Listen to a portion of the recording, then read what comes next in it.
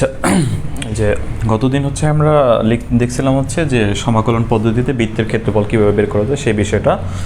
আর আজকে হচ্ছে আমরা দেখতে চাই যে আসলে যদি একটা উপবৃত্ত দেওয়া থাকে তাহলে তার ক্ষেত্রফলটা আমরা সমাকলন পদ্ধতিতে কীভাবে বের করতে পারি, উপবৃত্ত বা অধিবৃত্ত যেটাই দেখা যাবে। তো মজার বিষয় হচ্ছে ওই বৃত্তের ক্ষেত্রফল আমরা যেভাবে বের করছিলাম এখানে উপবৃত্তের ক্ষেত্রফলের প্রসেস সেম, শুধুমাত্র ইকুয়েশনটা ভিন্ন, কিন্তু ক্যালকুলেশনের কোনো পার্থক্য নাই। বৃত্তের ক্ষেত্রফল আমরা যেভাবে লিমিট টিমিট চেঞ্জ করছিলাম ধরাটারা সবগুলো প্রসেস একই প্রসেস। এখানে শুধুমাত্র ইকুয়েশনটা দেখতে একটা উপবৃত্তের ইকুয়েশন এবং চিত্রটা আঁকতে হবে, এরপর বাদবাকি ক্যালকুলেশন সব আগের মতো, কোনো পার্থক্য নাই।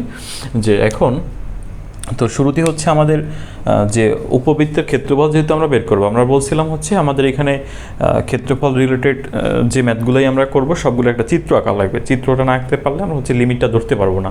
তাহলে উপবৃত্তের ইকুয়েশনটা হচ্ছে আসলে দেখতে হয় এরকম যে x square by a square plus y square by b square equal to 1 টাইপের। এটা হচ্ছে উপবৃত্তের সাধারণ সমীকরণ। আরও একটা সাধারণ সমীকরণ আছে, সেই সাধারণ সমীকরণটা হয় এরকম, না সাধারণ সমীকরণ একটাই, উপবৃত্তের সাধারণ সমীকরণ একটাই। যদি তোমার এ গ্রেটার দ্যান বি হয় তখন ঘটনাটা একরকম, আর যদি বি গ্রেটার দ্যান এ হয় তখন ঘটনাটা একরকম। তো যদি এ গ্রেটার দ্যান বি হয় এই চিত্রটা, তখন মানে এই কোয়েশনটা যদি এ গ্রেটার দ্যান বি হয় তখন তোমার চিত্রটা হবে এরকম যে এর মানটা বড় হবে আর বির মানটা ছোট হবে। সাপোজ আমরা এটার জন্য একটা ইকুয়েশন নিতে পারি এরকম যে x square by 9 square plus y square by 4 square equal to 1 আছে। তো যেহেতু আমরা এখানে দেখতেছি এক্স স্কোয়ার আছে, ওয়াই স্কোয়ার আছে, এবং এখানে 9 স্কোয়ার আছে এবং 4 স্কোয়ার আছে, এবং এই পাশে 1 আছে, তার মানে এটা এই যে আমাদের বৃত্তের যে সাধারণ যে উপবৃত্তের ইকুয়েশনের যে সাধারণ ফর্মুলাটা সেটার সাথে মিলে গেছে। তাহলে এটাকে আমরা একটা উপবৃত্তের ইকুয়েশন বলতে পারতেছি। এবং এইখানে হচ্ছে আমরা এর ভ্যালুটা পাইতেছি 3 আর এখানে বির ভ্যালুটা পাইতেছি 4। তখন এর ভ্যালুটা পাইতেছি 9 আর বির ভ্যালুটা 4। তো তখন যেহেতু আমাদের এ গ্রেটার দ্যান বি, এটা চিত্রটা হবে এই দিকে হচ্ছে আমাদের 9 একক যাবে আর এই দিকে হচ্ছে 4 একক যাবে। তো মোটামুটি এটা যদি 9 হয়, এটা যদি 4 হয়, তাহলে উপবৃত্তটা আমাদের দেখতে মোটামুটি এরকমভাবে হবে, এরকম একটা, হ্যাঁ এরকম একটা উপবৃত্ত হবে। তো এখানে লক্ষণীয় বিষয় হচ্ছে আমাদের এই ভ্যালুটা বড়, এটা হচ্ছে 9 একক আর এইটা হচ্ছে আমাদের 4 একক, এই ভ্যালুটা ছোট। আর এই দিকে 9 একক হইলে এই দিকেও 9 হবে, এদিকে 4 হলে এই দিকেও 4 হবে। এই কোয়েশনটা যদি এভাবে হইতো, এইটা যে বি গ্রেটার দেন এ, এটার জন্য কীরকম আছে আমরা একটা এক্সাম্পল দিতে পারি, এক্স স্কোয়ার বাই 3 স্কোয়ার আর এই দিকে আছে আমাদের y square by 6 square equal to 1। তাহলে এখানে এ ইকুয়াল টু 3 আর বি ইকুয়াল টু 6। তাহলে এখানে দেখতেই পাচ্ছি আমরা যে বি গ্রেটার দেন এ। তাহলে ওর জন্য চিত্রটা হবে কীরকম, ওর জন্য চিত্রটা হবে এরকম যে আমাদের এবার এই বরাবর এইদিকে 3 একক আর উপরে যাবে হচ্ছে 6 একক এই। তাহলে এবার চিত্রটা হবে এরকম, আমরা এইদিকে একটু কমাই নিই, এইরকমভাবে এরকম একটা, মানে তোমার দেখতেই পাচ্ছ এইখানে আমাদের এই দিকটা বড়, এটা হচ্ছে আমাদের 6 একক, এটাও 6 একক আর এই দিকে 3 একক এইবার, হ্যাঁ এই দিকেও 3 একক। তাহলে এই হচ্ছে আমাদের যখন উপবৃত্ত দেওয়া থাকবে তার চিত্রটা, যদি এ গ্রেটার দেন বি হয় তাহলে ঘটনা চিত্রটা একরকম, আর যদি বি গ্রেটার দেন এ হয় তাহলে চিত্রটা অন্যরকম। তো ইকুয়েশন সম্পর্কে আমাদের ধারণা হয়েছে যে একটা উপবৃত্তের সমীকরণ দেখতে কীরকম এবং তার চিত্র কীরকম। তো এটা সম্পর্কে যেহেতু আমাদের ধারণা হয়েছে, এখন আমরা ক্ষেত্রফল বের করতে পারবো, কোনো সমস্যা নাই। যে একটা উপবৃত্তের সমীকরণ দেওয়া থাকলে তার ক্ষেত্রফলটা আসলে কীভাবে বের করবো আমরা সেটাই দেখি। তাহলে আমরা একটা উপবৃত্তের ইকুয়েশন নেই যে, আচ্ছা আমি একটা ম্যাথ নিলাম যেটা হচ্ছে প্রিভিয়াস একটা কোশ্চেনে আসছে। ইকুয়েশনটা এভাবে দেওয়া আছে যে x square by 9 plus y square by 4 equal to হচ্ছে 1 দেওয়া আছে। এরকমভাবে থাকতে পারে ইকুয়েশনটা, আবার ইকুয়েশনটা এভাবেও থাকতে পারে যে 4x square plus 9y square equal 36, এভাবেও থাকতে পারে। তাহলে এই জিনিসটা এখন আমরা তো উপবৃত্তের হচ্ছে সাধারণ ইকুয়েশন পড়ছিলাম, এটা সাধারণ সমীকরণ।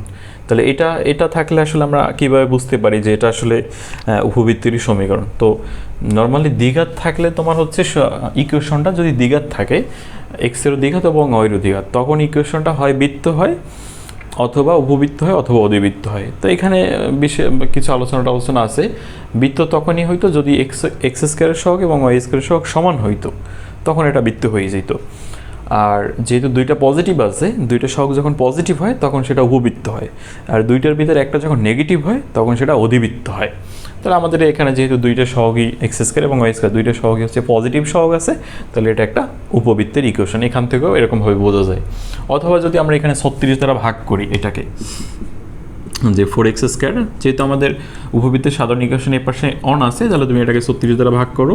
এই দিকে হচ্ছে 9y স্কোয়ার আছে, এটাকে 36 দ্বারা ভাগ করো, আর এখানে 36কে 36 দ্বারা ভাগ করো। তাহলে তুমি দেখবে হচ্ছে এখানে 4x স্কোয়ার, এটা কাটাকাটি 9, এটা ওয়াই স্কোয়ার, এটা 4, আর এর পাশে 1 হয়। দেন এটাকে হচ্ছে আমরা x square by 3 square plus y square by 2 square equal to 1 লিখতে পারি। তাহলে এই যে আমাদের সাধারণ ফর্মেট যেটা ছিল ওই ফর্মেটে চলে আসছে। হ্যাঁ, তাহলে এভাবে আমরা এটা বুঝতে পারি, আর এটা একটা তোমার উপবৃত্তের সমীকরণ। তো এখন এটা যদি উপবৃত্তের সমীকরণ হয়, তাইলে হচ্ছে ক্ষেত্রফলটা আমরা কী পাবো? আমরা এখানে পাই x square by 3 square y square by 2 square equal 1। That means এর ভ্যালুটা হচ্ছে 3, বির ভ্যালুটা হচ্ছে 2। তুমি এখানে দেখতেই পাচ্ছ এ গ্রেটার দেন বি। তখন তোমার চিত্রটা হয়ে যাবে এরকম, চিত্রটা হয়ে যাবে এর মানটা বড়, বির মানটা ছোট। তাহলে এই দিকে তুমি এটা নিলে হচ্ছে 3 একক, আর এই দিকে এটা নিলাম হচ্ছে আমরা 2 একক, আর একটু বড় নেই। তাহলে মোটামুটি এরকমভাবে একটা চিত্র তুমি পাবা। হ্যাঁ, এই এটা হচ্ছে আমাদের উপবৃত্ত, যেখানে এই দিকে হচ্ছে আমাদের 3 একক, এই দূরত্বটা 3 একক। তাহলে এই বিন্দুটা হচ্ছে আমাদের 3,0, আর এই দিকে এটা হচ্ছে 2 একক। তাহলে এই বিন্দুটা হচ্ছে আমাদের 0,2। এখন আমরা ক্ষেত্রফলের সূত্র জানি হচ্ছে, ক্ষেত্রফলের সূত্র জানি যে একটা ইন্টারভ্যাল থাকবে a b এবং একটা ফাংশন হচ্ছে f of x dx। ওই যে বলছিলাম এই ফাংশনটা হচ্ছে আমাদের x এর ফাংশন। আমরা যখন যদি লিমিটটা যদি x অক্ষের লিমিট যদি x এর লিমিট নেই, তখন আমাদের এবং ইন্টিগ্রেশনটা যদি আমরা x এর সাপেক্ষে করতে চাই, তাহলে ফাংশনটা আমাদের x এর ফাংশন নিতে হবে। এখন x এর ফাংশন ব্যাপারটা কীরকম ছিল, যে আমরা এইখান থেকে y ইকুয়াল টু সামথিং আকারে প্রকাশ করতাম এই রেখাটাকে, এই সমীকরণটাকে যদি y ইকুয়াল টু সামথিং আকারে প্রকাশ করি, তখনই আমরা f of x-টা পাই। তো আমরা ধাপে ধাপে আসি। আগে আসলে f of x জিনিসটা কি, f of x-টা একটু বের করি আমরা, তারপরে এখানে আসতেছি। চিত্রের হচ্ছে আমাদের হেল্পের দরকার আছে। তো তোমার কাছে আছে x square by 9 plus y square by 4 equal to 1। এখান থেকে আমরা ওয়াইটা বের করি। এখানে ওয়াইয়ের ক্যালকুলেশন বিভিন্নভাবে আমরা বের করতে পারবো ওয়াইয়ের মানটা। তো আমি ধরো এখানে ওয়াই স্কোয়ার বাই 4 নিলাম, আর এটা 1 মাইনাস এক্স স্কোয়ার বাই 9 আসে। দেন হচ্ছে আমাদের ওয়াই স্কোয়ার ইকুয়াল এটা 1/4 এখানে দিলাম, আর এই দিকে আমরা 9টা হচ্ছে লসাগু নিলাম, তাহলে 9 minus x square. Then y square equal to, এবার আচ্ছা এখানে এটা 4, তাহলে এটা 4/9 আর 9 minus x square. Then y equal to হচ্ছে আমরা ভ্যালু পাইতেছি প্লাস মাইনাস 2/3 আর রুট 9 মাইনাস এক্স স্কোয়ার। তাহলে এইখানে আমরা ওয়াইয়ের দুইটা ভ্যালু পাইলাম, একটা পজিটিভ একটা নেগেটিভ। তাহলে এই পজিটিভ নেগেটিভ বিষয়টা কীরকম, যে তুমি ওয়াই হচ্ছে আমরা একটা ভ্যালু পাইলাম 2/3 আর root over 9 minus x square, আর ওয়াইয়ের আরেকটা ভ্যালু পাইছি 2/3, এটা মাইনাস 2/3 আর root over 9 minus x square. তো এই যে ভ্যালুটা, এই যে সমীকরণটা, এই সমীকরণটা মিন করে এইটুকু, এই অংশটা, এই উপবৃত্তের উপরের দিকের অংশটা, এটা হচ্ছে ওয়াই ইকুয়াল টু আমাদের 2/3 root over 9 minus x square. আর এই যে নেগেটিভ যেটা পাইছি, এটা হচ্ছে এই নিচের দিকের অংশটা ওয়াই, কারণ এই অংশের সকল বিন্দুর কোটে কিন্তু নেগেটিভ। এই চতুর্থ চতুর্ভাগ এবং তৃতীয় চতুর্ভাগের সকল বিন্দুর হচ্ছে কোটি নেগেটিভ, ওয়াই নেগেটিভ। তাহলে এখানে আমরা y equal to -2/3 root over 9 - x²। তার মানে হচ্ছে এই ফাংশনটা দ্বারা, এই রেখাটা দ্বারা এই অংশটাকে বোঝায়, আর এই ফাংশনটা দ্বারা এই রেখাটাকে বোঝায়। এইটুকু আমরা বুঝতে পারছি। তা আমরা বলছিলাম হচ্ছে আমাদের ক্ষেত্রফল বের করতে গেলে a to b f of x dx লাগবে। তো এফ অফ এক্স কী জিনিস? তুমি যে এই যে ওয়াই ইকুয়াল টু সামথিং আকারে প্রকাশ করছিলা, এটাই হচ্ছে f of x. Y equal to যে সামথিং আকারে প্রকাশ করছিলাম আমরা, সেটাই হচ্ছে এফ অফ এক্স। তাহলে এই জিনিসটাও আমাদের এফ অফ এক্স, এই জিনিসটাও হচ্ছে আমাদের এফ অফ এক্স। তাহলে আমরা এখন এই উপবৃত্তের আমরা ক্ষেত্রফলটা যখন বের করব, আমরা এই ক্ষেত্রফলটুকু বের করব, এই ক্ষেত্রফলটুকু পাইলে এটাকে আমরা 4 দ্বারা গুণ করলে পুরো উপবৃত্তটার ক্ষেত্রফল চলে আসবে। আমরা সম্পূর্ণটা বের করব না, আমরা হচ্ছে প্রথম চতুর্ভাগেরটা বের করব, সেইটাকে 4 দ্বারা গুণ করে পুরোটা বের করব। আরেকটা করা যাইতো, প্রথম এবং দ্বিতীয় এইটুকু বের করা যাইতো, এইটুকু বের করে এটাকে আমরা যদি 2 দ্বারা গুণ করতাম তাহলে পুরোটা চলে আসতো। তো আমরা y equal to f of এক্সটা পাইলাম এইটুকু। এখন তাহলে আমাদের ক্ষেত্রফলের সূত্রটা কি আসে এখানে? যে ক্ষেত্রফলটা আসতেছে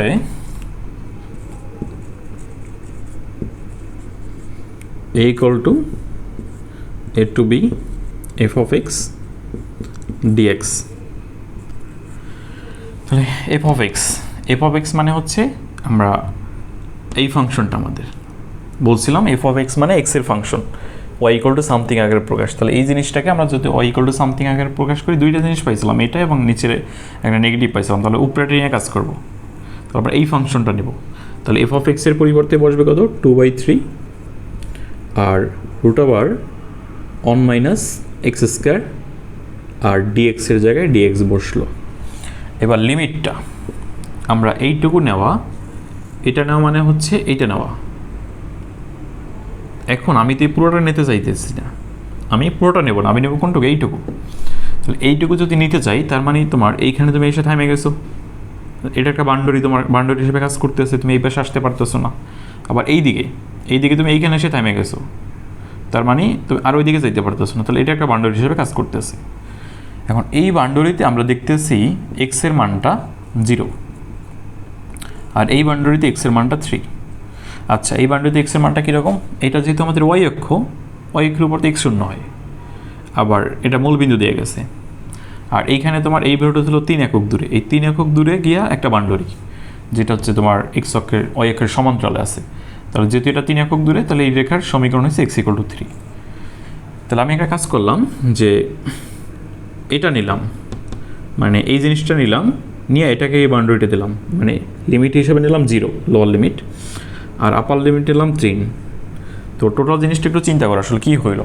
তুমি 0 নিলা মানে এই রেখাটা নিলা, এবার 3 নিলা মানে এই রেখাটা নিলা, এবার এই ফাংশনটা নিলা, এই ফাংশনটা মানে এই রেখাটা নিলা, তাহলে এইটা নিলা, এইটা নিলা, এইটা নিলা, তাহলে কি এই ক্ষেত্রফলটুকু শুধু এই প্রথম চতুর্ভুজের এই ক্ষেত্রফলটুকু মেন করতেছে। তো এখন আমি এই ক্ষেত্রফলটা যদি বের করি, এটাকে যদি আমরা 4 দ্বারা গুণ করি, আমাদের হচ্ছে পুরো উপবৃত্তের ক্ষেত্রফলটা চলে আসবে। লিমিট ধরার বিষয়টা তো বুঝতে পারছো, হ্যাঁ? চিত্রটা আঁকার পরে লিমিট ধরার ব্যাপারটা খুবই সিম্পল, কোনো ঝামেলা নাই। এখন ক্যালকুলেশন হচ্ছে আমাদের বৃত্তের হচ্ছে আমরা ক্ষেত্রফল যেভাবে বের করতাম একেবারে সেম ক্যালকুলেশন। এখানে হচ্ছে এক্সের জায়গায় আমাদের ধরতে হবে। তাহলে আমরা ধরি হচ্ছে এক্স ইকুয়াল টু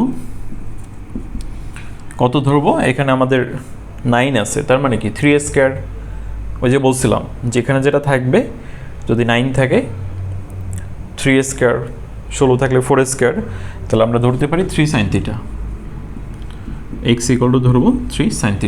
এখানে হচ্ছে কথাবার্তা সব বৃত্তের যেগুলো বলছিলাম ওই একই কথাবার্তা, নতুন করে আসলে বলার কিছু নাই। তো এক্সের জায়গায় হচ্ছে আমরা sin θ বসাবো, তার মানে এই ফাংশনটা আমাদের থিটায় চলে যাইতেছে। তাহলে এক্সের জায়গায় যদি আমি sin θ বসাই, ফাংশনটা থিটায় কনভার্ট হয়ে যাইতেছে। এই ডিএক্স হচ্ছে ডিএক্সও রাখা যাবে না, ডিএক্স রাখা যাবে না, কারণ যেহেতু তুমি ফাংশনটাকে থিটায় কনভার্ট করতেছো, এরপর যদি ডিএক্স রাখো তাহলে ডিএক্সের সাপেক্ষে কিন্তু তুমি থিটার ইন্টিগ্রেশন করতে পারবো না, এই ডিএক্সটাকেও থিটায় নিয়ে যাইতে হবে। এবং আরও একটা কথা হয়েছে, এই লিমিট 0 এবং 3, এই লিমিট হচ্ছে এক্সের লিমিট, এদেরকেও তুমি রাখতে পারবো না, তোমাকে থিটার সাপেক্ষে লিমিটটা কত আসে সেটা নিতে হবে। তাহলে আমাদের পুরো ফাংশনটায় বিশাল একটা পরিবর্তন আসবে, এইটা কারণে যে এক্স ইকুয়াল টু আমরা 3 sin থিটা ধরছি এটা।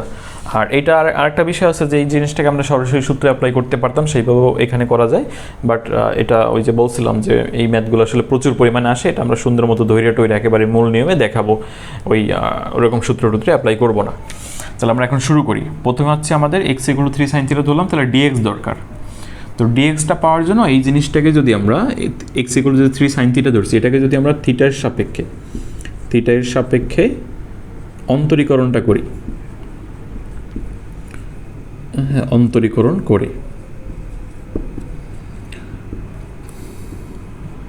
করে পাই, তাহলে আমরা এই পাশে পাই হচ্ছে ডিএক্স বাই ডি থিটা, আর এই পাশে পাই দিয়েছি আমরা 3 sin থিটা। দেন তুমি ডিএক্সের একটা ভ্যালু পাও যে 3 sin থিটা, আর ডি থিটা এটা আসে তোমার ডিএক্স।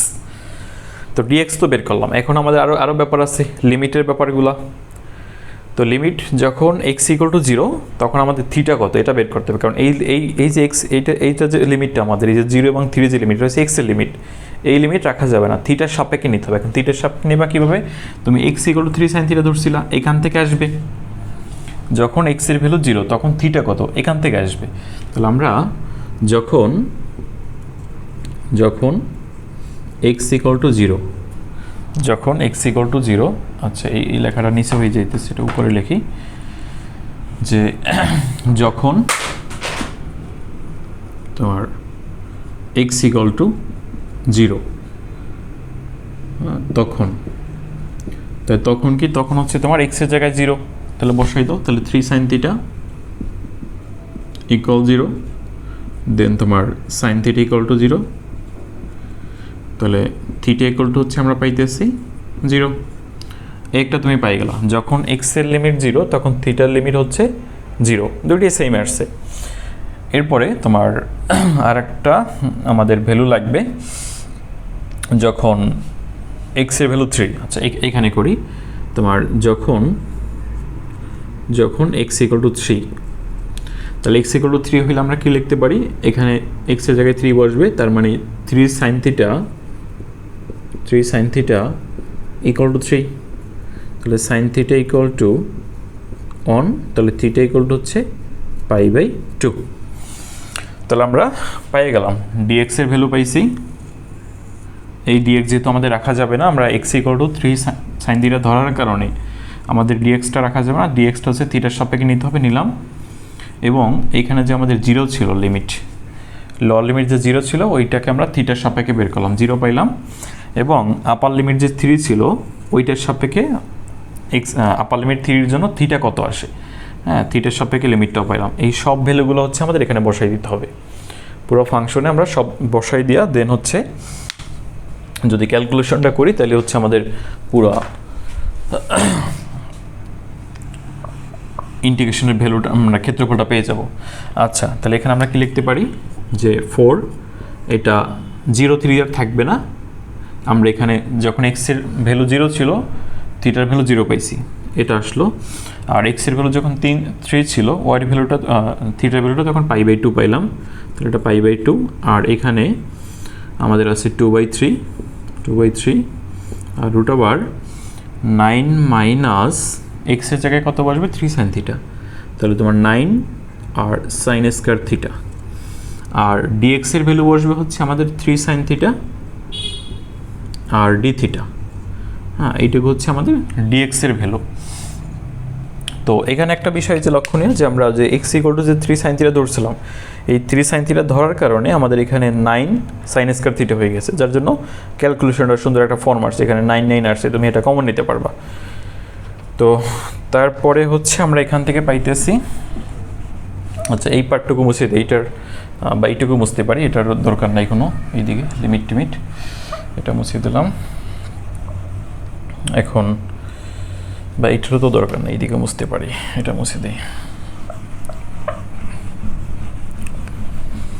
তাহলে আমাদের কি আসলো, এখান থেকে আসতেছে 4, আর এই যে 2/3 আছে এটাকে ইন্টিগ্রেশনের বাইরে নিয়ে গেলাম যেহেতু কনস্ট্যান্ট টার্ম, এবং 0 π/2, আর এইদিকে আমাদের এই রুটের ভিতরে 9 আমরা কমন নিতে পারি, তাহলে 9 1 মাইনাস সাইন স্কয়ার থিটা, আর এইদিকে থাকে 3 সাইন থিটা ডি থিটা। এই 3টাকে আমরা বাইরে নিয়ে যেতে পারবো, তাহলে 4 আসে, 2/3 আসে, এই 3কেও বাইরে নিয়ে যাও, আর এইখান থেকে এই 9কে যখন বাইরে নেবা তখন এইখানে আবার একটা 3 আসে, আর root over 1 minus sine square theta, আর সাইন থিটা ডি থিটা। হ্যাঁ, এই 3কে হচ্ছে আমরা এই বাইরে নিয়ে গেলাম, এই 3টাকে। পরের বার হচ্ছে আমরা কি করতে পারি, এখানে 4 ইন্টু 2/3 ইন্টু, এবার এই 3টাকে বাইরে নিয়ে যাও, তাহলে 0 π/2, আর এইদিকে থাকতেছে আমাদের root over cos square theta, আর এটা থাকতেছে আমাদের সাইন থিটা। আচ্ছা আচ্ছা আচ্ছা, একটু একটু একটু আমরা সাইন থিটা ধরে নিয়েছিলাম, এখানে আমাদের 3 কস থিটা হইবে, এইটা শুরুতে ভুল লিখছিলাম কি না। এটা হচ্ছে আমাদের ভ্যালুটা, এই dx এর ভ্যালুটা 3 কস থিটা হইবে, তাহলে এখানে হচ্ছে আমাদের 3 কস থিটা, এটা কস থিটা, এটা কস থিটা, আর ডি থিটা। তাহলে এবার আমরা পাইতেছি এখান থেকে 3 বাদ, তাহলে 4 দুগুণে 8, আর 0 π/2, এখানে আসতেছে আমাদের কস থিটা, আর এটা কস থিটা ডি থিটা, দেন 8 0 π/2, আর এখানে কত আসে cause square theta d theta. তো আমরা এই কজ স্কয়ার চলে আসছে, আমরা জানি যে তোমরা ত্রিকোণমিতিক ফাংশনের ভিতরে যে কজ স্কয়ার মানে যদি কজের হচ্ছে দ্বিঘাত ত্রিঘাত থাকে, একের অধিক ঘাত থাকে, তখন হচ্ছে কজকে আমরা সরাসরি ইন্টিগ্রেশন করতে পারি না। তো এর জন্য আমাদের কি করতে হয়, এই কজকে হচ্ছে এক ঘাতে পরিণত করতে হয়। তো এক ঘাতে পরিণত করার জন্য আমরা কি করতে পারি, এখন এক ঘাতে পরিণত করার জন্য আমরা এই কাজটা করতে পারি যে এক ঘাতে পরিণত করার জন্য আমরা এখানে একটা 2 নিয়ে আসতে পারি, 2 cos স্কয়ার থিটা। এখানে একটা 2 নিয়ে আসতে পারি, যে আমরা এখানে 8 নিলাম, আর 0 π/2, এখানে 2 cos স্কয়ার থিটা লিখলাম ডি থিটা। তো এইখানে যদি একটা 2 নিচ্ছি, তাহলে এর পাশে আমাদের হাফ নিতে হবে ব্যালেন্স করার জন্য। আর এইটা লেখার কারণে আমরা 2 cos স্কয়ার থিটাকে আমরা 1 + cos 2 থিটা লিখতে পারি। আচ্ছা, তাহলে পরবর্তী লাইনটা আসে আমাদের এখানে 2 আর 8, তাহলে 4, এটা আসে 4, আর 0 π/2 লিমিট, আর হচ্ছে এখানে 2 cos স্কয়ার থিটা। তাহলে আমরা সূত্র কি জানি, হচ্ছে 2 cos স্কয়ার থিটা হচ্ছে 1 + cos 2 থিটা। তাহলে এইটুকুর পরিবর্তে আমরা লিখতে পারতেছি 1 + cos 2 থিটা, আর এখানে থাকে ডি থিটা। এইবার যে ফর্মটা আসছে যে 1 + cos 2 থিটা, এইবার তো আমার 1কেও আমি ইন্টিগ্রেশন করতে পারতেছি এবং আমার cos 2 থিটারও ইন্টিগ্রেশন জানা আছে। মানে এইখানে আমি যে ঝামেলাটা পড়ছিলাম যে cos স্কয়ার আসছে, হ্যাঁ এখানে cos স্কয়ার চলে আসছিল, আমি ইন্টিগ্রেশন এটা জানি না, তো একটা 2 নেওয়ার কারণে আমার সেই ঝামেলাটা থেকে আমি রক্ষা পাইছি। তাই এবার ইন্টিগ্রেশনটা করে দিই। এখানে 4, 1কে থিটার সাপেক্ষে করলে থিটা, আর cos 2 থিটা করলে হচ্ছে sin 2 থিটা হবে, ভাগ হবে হচ্ছে 2 দ্বারা। তাহলে ইন্টিগ্রেশন শেষ। এবার আপার লিমিট আর লোয়ার লিমিট, তাহলে 4, এবার আপার লিমিট বসাবো, লোয়ার লিমিট বসাবো। থিটার জায়গায় বসাও, থিটার জায়গায় প্রথমে আপার লিমিট π/2 প্লাস, এখানে যদি আমরা বসাই π/2টা এখানে বসাই দিই, তাহলে 2 × π/2 মানে কি 90, তাহলে 2 × 90 180, তাহলে সাইন 180 কত 0, একে ভাগ দেওয়া হচ্ছে তুমি 2 দ্বারা, তাহলে 0/2 এটা 0ই হয়ে যাবে, মাইনাস লোয়ার লিমিট কত 0, তাহলে এখানেও 0 আসবে, প্লাস দিয়া এখানে বসলে এটাও 0 আসবে, এখান থেকে তুমি কিছুই পাইতেছো না। তাহলে সর্বশেষ তোমার থাকে 4 × আর এখানে কত π/2, তাইলে হচ্ছে আমাদের যে 2 কাটা, তাহলে 2π, এটা তোমাদের 6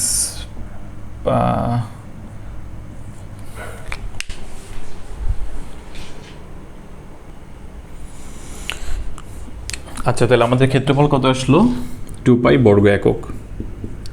এখন এই রেজাল্টটা হচ্ছে আমাদের কি ভুল আসছে, এটা হচ্ছে ভুল। কেন ভুল হয়েছে? আমাদের যদি উপবৃত্তের ইকুয়েশন সমীকরণটা হয় এটা, উপবৃত্তের সমীকরণ যদি হয় এটা, যে তোমার উপবৃত্তের সমীকরণ যদি এটা হয় x square by a square plus y square by b square equal to 1, তখন এর ক্ষেত্রফল হবে পাই এ বি বর্গ একক। এটা হবে তার ক্ষেত্রফল। তো আমরা এইখানে তো হচ্ছে আমাদের এর মান 3, বির মান 2, তার মানে এটার ক্ষেত্রফল হবে আমাদের পাই ইন্টু 3 ইন্টু 2, মানে তোমার 6 পাই বর্গ একক। এটা আসবে ওর ক্ষেত্রফলের মান। এইখানে তুমি অঙ্ক করার আগেই হচ্ছে উপবৃত্তের ক্ষেত্রফলটা বের করতে পারতেছো। তো আমরা একটা ভুল করছি, ভুলটা হয়েছে এখানে আমরা 4 লিখলাম, 2/3 লিখলাম, আর এখান থেকে যে 3টা পাইছিলাম এই 3টাকে পরবর্তীতে এই পাশে নিয়ে আসি নাই। এই 3 কাটা, এই 3 কাটা, এবার এই 3টা এখানে আর লিখে নেই, তার মানে আরও একটা 3 এখানে আছে। হ্যাঁ, তোমার এটা তো এখানে ছিল তোমার, যে এখান থেকে একটা 3 আসবে, এখান থেকে একটা 3 আসবে, এই দুইটা 3। তাহলে আগে তো আমার 4 আসছিল, 2/3 ছিল, তাহলে এখানে তোমার এইখানে হচ্ছে তোমার 2/3 ইন্টু হচ্ছে আরেকটা 3 আসতো, ওই 3টাই এখানে দিয়ে দিলাম। ঠিক আছে, তাহলে এটা একটা কাটা। এবার তোমার থাকতে আছে 4 দ্বিগুণে 8 আর 24 থাকবে। তাহলে এখানে 24 থাকবে, এখানে 24 থাকবে, এরপরে 24 ইন্টু হাফ, হ্যাঁ, দেন হচ্ছে তোমার এই পাশে তাহলে হাফ ইন্টু 24, তাহলে 12, এটা 12, এটা 12, এটা 12, এইখানে এসে এটা 12। তাহলে এবার 12 ইন্টু 2, তাহলে 6 পাই বর্গ একক। তাহলে এইবার এটা হচ্ছে আমাদের আনসার। ঠিক আছে, এটা হচ্ছে আমাদের আনসার, যে তোমার 6 পাই বর্গ একক হচ্ছে ক্ষেত্রফল আসবে। তো উপবৃত্তের এভাবে তোমাকে যে ইকুয়েশনে দেখ তুমি পারবা। তো এরকম যদি হইতো যে শুধু উপবৃত্তের ইকুয়েশন দিয়েছে তা না, এবার উপবৃত্তের সাথে তোমার একটা উপবৃত্তের সমীকরণ দেওয়া আছে এবং এর সাথে একটা সরলরেখার সমীকরণ দেওয়া আছে। সাপোজ তোমার একটা ম্যাথ হইতে পারে এরকম, এটা তো পারলা নাকি? আচ্ছা, এটা তাইলে বাদ। এখন আমরা আরেকটা ম্যাথ নেই, যে তোমার এভাবে আছে যে ইকুয়েশনটা আছে এরকম,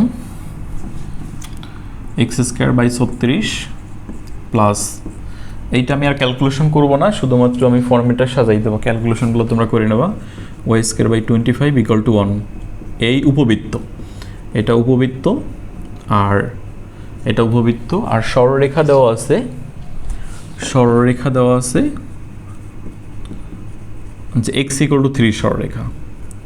এই উপবৃত্ত এবং এক্স ইকুয়াল টু 3 সরলরেখা দ্বারা আবদ্ধ যে ক্ষেত্রফল, সেই ক্ষেত্রফলটা হচ্ছে আমাকে বের করতে হবে। তো এখন আমরা একটু চিত্রটা আঁকি। যেহেতু আমাদের এখানে এর ভ্যালু 3, এর ভ্যালু 6 আর বির ভ্যালু হচ্ছে 5, তাহলে এ গ্রেটার দ্যান বি। তো চিত্রটা হবে আমাদের এরকম, যে এর মানটা বড়, হ্যাঁ, এটা আমরা ধরলাম হচ্ছে এর মান, আর এটা বির মান, এইদিকে আর একটু বড় হবে, এটা হচ্ছে আমাদের এ, এটা হচ্ছে 6 একক, আর বি যেহেতু ছোটো এটা হচ্ছে 5 একক। এখন আচ্ছা, একক লেখা লাগবে না, তাইলে জায়গা পাইতেছি না খুব একটা। তো এটা তো হচ্ছে আমাদের উপবৃত্তটা নিলাম। তোমার আরেকটা সরলরেখা দিছিল এক্স ইকুয়াল টু 3। এখন এক্স ইকুয়াল টু 3 সরলরেখাটা কি? এক্স ইকুয়াল টু 3 হয়েছে ওয়াই এর সমান্তরাল। ওয়াই এর সমান্তরাল কয় ঘর? 3 ঘর। তাহলে এই দিক থেকে তুমি আসো এই 3 ঘর, এবার ওয়াই এর সমান্তরাল নিবা এই। তাহলে এটা হচ্ছে আমাদের এক্স ইকুয়াল টু 3 সরলরেখাটা, এই রেখাটা হচ্ছে এক্স ইকুয়াল টু 3 সরলরেখাটা। এবার তুমি দেখো যে এই বৃত্ত, এই উপবৃত্ত এবং এই সরলরেখা দ্বারা আবদ্ধ ক্ষেত্র বলতে এই দিকে একটা ক্ষেত্র আছে, এই দিকে একটা ক্ষেত্র আছে, আবার এই সরলরেখা এবং এই উপবৃত্ত দ্বারা আবদ্ধ এই দিকেও একটা ক্ষেত্র আছে। তো এটা হচ্ছে তোমার ক্ষুদ্রতম, এই ক্ষেত্রফলটা হচ্ছে ক্ষুদ্রতম, আর এইদিকে সাদা যেটা, অর্থাৎ এই উপবৃত্ত এবং এই সরলরেখা দ্বারা এই ক্ষেত্রফলটা হচ্ছে তোমার বৃহত্তম ক্ষেত্রফল। যদি তোমার প্রশ্নে যদি হচ্ছে ক্ষুদ্রতম ক্ষেত্রফলটা বের করতে বলা হয় তাহলে ক্ষুদ্রতমটাই করবো, আর বৃহত্তম বলে বৃহত্তম। তো অঙ্কে সাধারণত বৃহত্তম ক্ষেত্রফল কখনই চায় না, ক্ষুদ্রতম ক্ষেত্রফলটা বের করতে বলে। তো আমাদের হচ্ছে এই ক্ষেত্রফলটাকে বের করতে হবে, এটা এই ক্ষেত্রফল। তো এইখানে আমরা একটা কাজ করব যে উপরের অংশটুকু বের করব, এই নিচেরটা বের করব না, নিচের অংশটুকু হচ্ছে আমরা বের করব না, আমরা উপরেরটা বের করব। উপরেরটা বের করে এটাকে 2 দ্বারা গুণ করে দেব। যে ব্যাপারটা কীরকম, যে তোমার এটা তো x = 3, তুমি এই ক্ষেত্রফলটুকু বের করবা, এটাকে বের করে 2 দ্বারা গুণ করবা, তাহলে উপরে এবং নিচের দুইটাই চলে আসবে। তাই প্রথমে আমাদের ক্ষেত্রফলের সূত্র ছিল a to b f(x) dx। তাহলে ফাংশন লাগবে আমাদের, ফাংশনটা লাগবে কার, x এর ফাংশন। x এর ফাংশন কীরকম, এখান থেকে তুমি যে y²/25 = 1 - x²/36, দেন y²/25, এখানে 36 লসাগু, তাহলে 36 - x², দেন y² = 25/36, আর এখানে তোমার 36 - x², দেন এটা y = +-5/6 আর √36 - x²। তাই প্লাস এবং মাইনাস, তাহলে প্লাস হচ্ছে তোমার এই অংশটুকু, এটা আগের মতো সেম হিসাব। এটা হচ্ছে আমাদের y = তোমার 5/6 √36 - x²। আর এই নিচের দিকের যে এটা হচ্ছে y = -5/6 আর √36 - x²। তো আমরা ওই আগের মতোই, যেহেতু উপরের অংশের ক্ষেত্রফল বের করতে আসি, তাহলে আমরা ফাংশন হিসাবে নেব হচ্ছে তোমার এটা, এই রেখাটা। তাহলে এই রেখাটার ফাংশন কি, 5/6 আর √36 - x² dx। ওকে, তো এখন লিমিটটা দেখো, তুমি এইবার ক্ষেত্রফল বের করতেছো এই ক্ষেত্রফলটা, তাহলে তুমি এই রেখাটা যদিও আমাদের এই পুরো জিনিসটা, কিন্তু তুমি এই রেখাটা হচ্ছে এখান থেকে শুধু এইটুকু নিতে পারতেছো। তার মানে এইখানে তোমার একটা বাউন্ডারি চলে আসতেছে, এই পয়েন্টে একটা বাউন্ডারি চলে আসতেছে। তাহলে এই পর্যন্ত এসে যেহেতু তুমি থামতেছো, তাহলে এই বাউন্ডারিটা কত, এই বাউন্ডারিটা হচ্ছে আমাদের x = 3 বাউন্ডারি, এটা হচ্ছে x = 3। আর এইখান থেকে আর একটা বাউন্ডারি হবে, যেটা হচ্ছে আমাদের x = এই পর্যন্ত তো 6 ছিল, এখান থেকে এই পর্যন্ত 6, এই মূলবিন্দু থেকে এই পর্যন্ত 6, তাহলে এই বাউন্ডারি হচ্ছে x = 6। তাহলে তুমি লোয়ার লিমিট 3 নিলা, আপার লিমিট 6 নিলা। 3 নেওয়া মানে হচ্ছে এই জিনিসটা নেওয়া, 6 নেওয়া মানে হচ্ছে এই জিনিসটা নেওয়া, আর এই ফাংশনটা নেওয়া মানে হচ্ছে এইটা নেওয়া। তার মানে আমরা এটার যদি ইন্টিগ্রেশন করি, এই ক্ষেত্রফলটা চলে আসবে। এবং যেহেতু শুধুমাত্র আমরা একটা পোর্শন পাইতেছি, তাহলে এটাকে 2 দ্বারা গুণ করি, তাহলে হচ্ছে আমাদের পুরো ক্ষেত্রফলটা চলে আসবে। এখন এর ক্যালকুলেশন কিভাবে করবা, এর ক্যালকুলেশন করবো হচ্ছে তোমার যে এই যে x আছে, এক্সটাকে ধরতে হবে, ধরি x = হচ্ছে তোমার 36 আছে, তাহলে 6 sin θ, এটা হচ্ছে তোমাকে ধরতে হবে। দেন হচ্ছে থিটার সাপেক্ষে অন্তরীকরণ করবা, তাহলে এটা dx/dθ, আর এটাকে আমরা পাইতেছি 6 cos θ,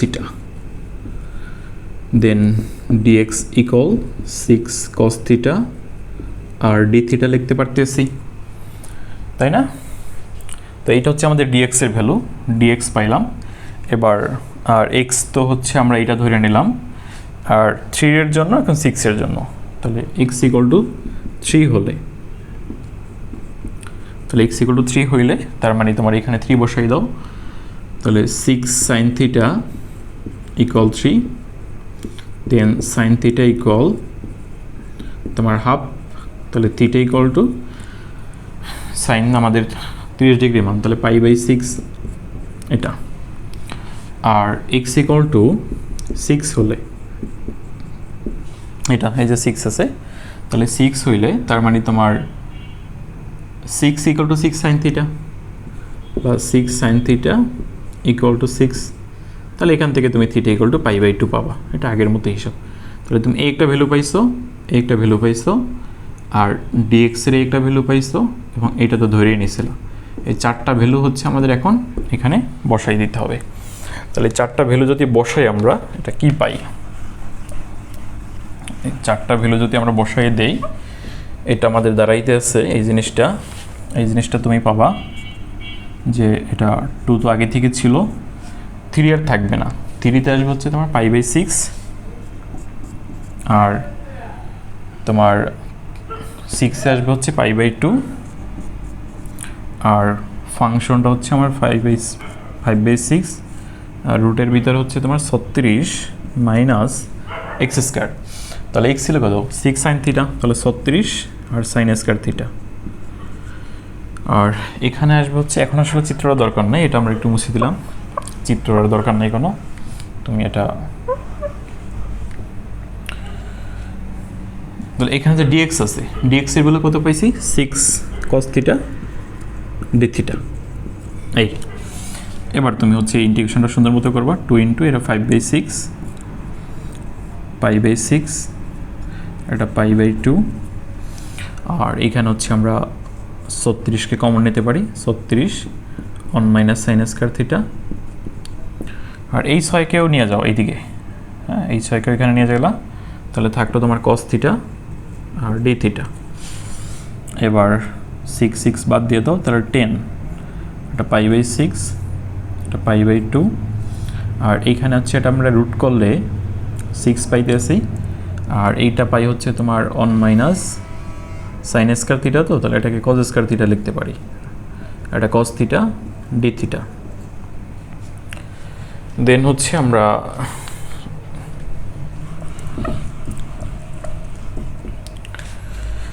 এরপরে থাকতেছে আমাদের 10 আর 6 বাইরে নিয়ে আসলাম, π/6 আর π/2।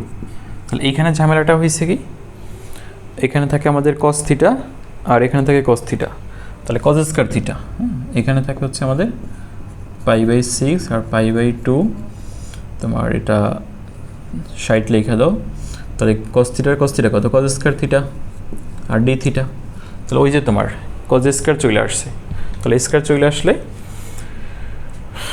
চলে আসলে তোমার কি হবে, এই cos স্কয়ারের সাথে একটা 2 নেবা, তাহলে 2 cos স্কয়ার ডি থিটা, আর এখানে যেহেতু 2 নিছো তুমি, তাহলে তোমার এই পাশে হাফ নিতে হবে, নিলা, তাহলে এখানে থাকে তোমার 30, আর এখন হচ্ছে আমরা এইটুকু সূত্র লিখতে পারতেছি যে 1 প্লাস cos 2 থিটা, এটা দেন হচ্ছে আমরা এটা মুছে দিই, এটার দরকার নাই। তাহলে এবার হচ্ছে আমাদের যে ফর্মটা আসছে, এটার তো আমাদের ইন্টিগ্রেশন জানা আছে, 1-এরও জানা আছে, cos 2 থিটা, এটারও আমরা ইন্টিগ্রেশন করতে পারি যেহেতু এক ঘাত চলে আসছে। তাহলে তোমার 30 আর 1কে করলে থিটার সাপেক্ষে থিটা, আর cos 2 থিটাটা হবে তোমার sin 2 থিটা বাই 2, এরপরে আপার লিমিট π/2 আর লোয়ার লিমিট π/6, তাহলে 30 এখানে থাকলো। এবার আপার লিমিট বসাবা, একটা থার্ড ব্র্যাকেট দাও, তাহলে আপার লিমিট কত? π/2 বসাইলাম, লল এখানে π/2, তাহলে এখানে π/2 বসালে তো 180 2 দিয়ে ভাগ, তাহলে এটা হয়ে যায় 0, sin 180 0 2 দিয়ে ভাগ 0, তাহলে এখান থেকে তুমি কিছুই পাইতেছো না, 0 মাইনাস। এবার লোয়ার লিমিট বসাও, থিটার জায়গায় কত? π/6 বসবে, প্লাস এখানে থিটার জায়গায় π/6, তাহলে তোমার সাইন তোমার 2 ইন্টু π/6, এটা ভাগ হয়েছে 2 দ্বারা, এই 30, তাহলে এখানে থাকে শুধু π/2, আর এইখানে থাকতেছে আমাদের সাইন তোমার, এখানে এটার সাথে 30, তো তাহলে 2 দিয়ে গুণ করো 60, তাহলে সাইন 120, এখন সাইন 120-এর ভ্যালু কত? √3/2, তাহলে এখান থেকে পাই হচ্ছে আমরা π/6 মাইনাস এখানে আসে হচ্ছে আমাদের √3/2 সাইন 60 ডিগ্রি মান, আর নিচে আছে একটা 2, তাহলে এটা √3/4, এটা আসে হচ্ছে আমাদের এখান থেকে, মাইনাস দ্বারা গুণ করে দিলাম, তাহলে এটা 30। আচ্ছা নিচে লিখলে মনে আর দেখা যাবে না, এটা এই পাশে লিখি, এখান দিয়ে এটা মুছে দিই, এটা মুছে দিই।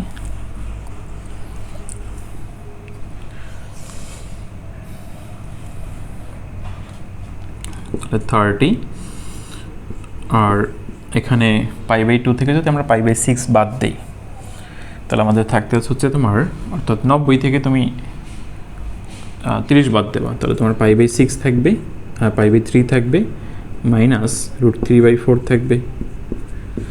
এবার তুমি এটা যদি 30 দ্বারা গুণ করি আমরা তাহলে 10 পাই মাইনাস তোমার 30 √3/4, দেন এটা 10 পাই আর এখানে কাটাকাটি করলে 15 √3/2 বর্গ একক।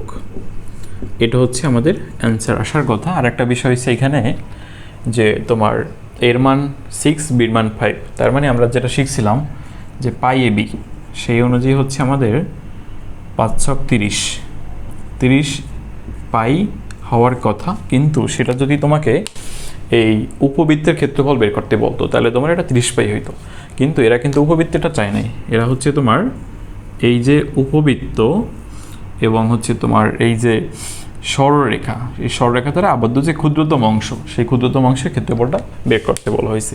তাহলে সেই জন্য হচ্ছে আমাদের এই ভ্যালুটা আসছে। এখানে আবার 30 পাই আসবে না, এভাবে ভাবলে আবার ভাবনা চিন্তার ভিতরে একটা ভুল থাকবে, ঠিক আছে।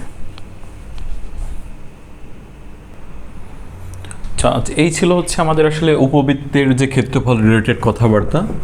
তো এখন আর কিছু নাই, এটাই হচ্ছে তোমার বেসিক। এখন একটু প্র্যাকটিস করলে অ্যাডভান্স যেগুলো আছে সেগুলো পারা যাবে। আর আমরা আরেকটা টাইপ দেখব যে পরাবৃত্ত নিয়া, পরাবৃত্ত নিয়ে যে ক্ষেত্রফলগুলো বের করার যে ব্যাপার স্যাপার আছে ওইগুলো দেখবো। ওইটা খুব সিম্পল আছে। এখানে ম্যাথ বলতে তোমার এই হয় বৃত্তের ইকুয়েশন দেয় অথবা উপবৃত্ত দেয় অথবা পরাবৃত্ত দেয়, এইগুলাই এখান থেকে তুমি মানে প্র্যাকটিস করে 4 মার্কের একটা কোশ্চেন আর কি পেয়ে যাবা, এরকম একটা ব্যাপার। তাহলে আমরা পরাবৃত্তটা একটু দেখব।